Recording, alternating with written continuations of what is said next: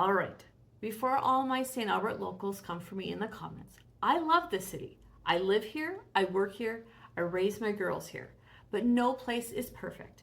And if you're thinking about moving to St. Albert, you deserve the real tea before you pack up and bribe your friends with pizza and wine for moving day. So today I'm breaking down the reasons why you might not want to move here, because as much as I love it here, not everyone does. Let's keep it real.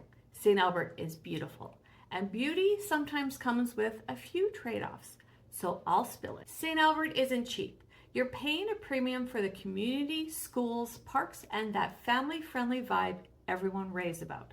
But if you're coming from other parts of Alberta or even North Edmonton, you might notice your budget doesn't stretch as far here. A $450,000 budget will get you an older home, a newer duplex, or a lane home.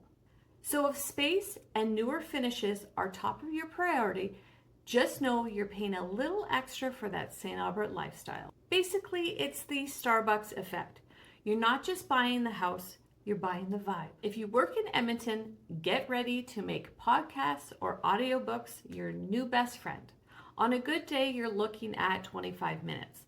On a bad day, snow, construction, or a random traffic jam on the St. Albert Trail can double it. Now, if you work from home, great. You can sip your coffee in peace. But if you got that daily commute into the city, especially during rush hour, you know you'll have to spend some extra quality time at your steering wheel. I've had clients call me mid-commute just venting about the Henday. It's a thing. The time you get home, you'll be like, I love St. Albert, but I don't love her that much. Okay, let's talk about the nightlife, or the lack of it. St. Albert is family central. Translation, it's quiet. We've got some fantastic local restaurants, pubs, and live music spots. But if you're after a real downtown nightlife vibe, you're probably heading straight back into Edmonton. If your perfect Friday night is sipping tea and watching Netflix, you'll fit right in. But if you're looking for a DJ and a dance floor, you might want to Uber south. Our club here closes at 8:30, and on weekends, even earlier. Now this one is for the buyers who love character homes, because some St. Albert neighborhoods are vintage, charming, and not brand new perfect. Places like Grandin, Ainsdale, or Forest Lawns have big trees, mature yards, and tons of personality. But also they come with older furnaces, dated layouts, and roofs that are counting down their final years. I get it. I had to replace my roof a few years ago. So unless you're ready for a few weekend Reno projects or some fun surprises during inspection, just go in with your eyes open. And if you're turnkey only, you'll probably want to look into the new areas like Riverside or Jensen Lakes. Translation, if HGTV gives you anxiety instead of inspiration, let's pick the right neighborhood for you. Here's another thing people don't realize. St. Albert's not a big sprawling city. There's limited land left for new builds, which means demand stays high and inventory stays tight.